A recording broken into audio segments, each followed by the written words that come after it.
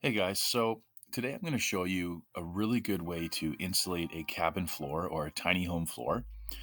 You might be by yourself in the forest and it might be hard to tip it over and put a piece of plywood on the very bottom. So this is a great alternative. And as you can see here, we've got some snow on the ground. A lot of the northern states, US states, in Canada, it's pretty chilly. So we started out with some 6x6 posts, and you'll see what I did. I laid actually a piece of plastic on the ground. We also used some 2x4 joist hangers because they were cheaper. And then when you just put the 2x4s, actually the 2x6, sorry, in the 2x4 joist hangers, just because of the price of metal went up. And the 2x6 then went across, and you can see the tarp underneath. That's just to stop any of the frost from coming up through the ground. And in a minute, you're going to see how I added the little 1x2s on the bottom to hold the plywood in. So there's the 1x2s, and we also added some to the very ends. And the plywood is actually going to sit up on top of those. And you'll see what we've done with the insulation here in just a second. And the foam insulation, the spray foam insulation, will cover up any holes that will be left in the bottom. Just because we want to make sure it's solid, we want to keep warm in the winter. We can put a tent on this. We can have a nice warm base. Here's my dog, little Labradoodle here, staying warm by the fire. So here you can see I've cut the piece of plywood.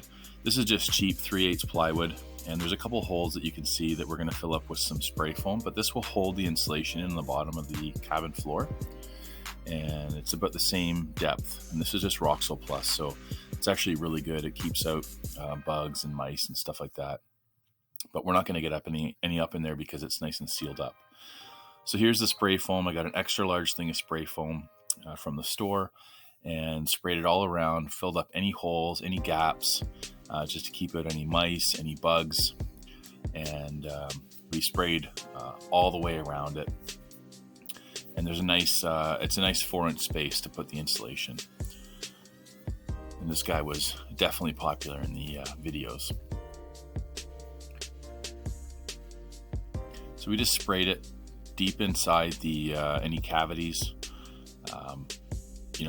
This structure is about 8x11, so it actually did the whole thing, no problem. This was an extra large thing of spray foam. And here you can see the plywood is now in it. It's spray foamed, it's nice and solid, and leaves a nice spot for the insulation.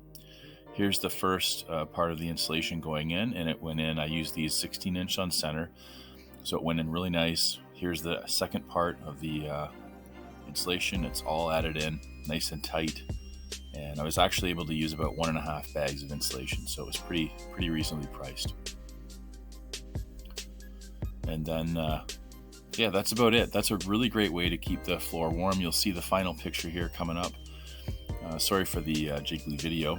And if you have any questions, comments, or anything, leave a comment, like and subscribe to our channel. We're going to add lots more videos about homesteading and just living an outdoor life. Here's the base. It doesn't look like much, but it worked out awesome. And we're going to have our tiny home in the next videos going on this.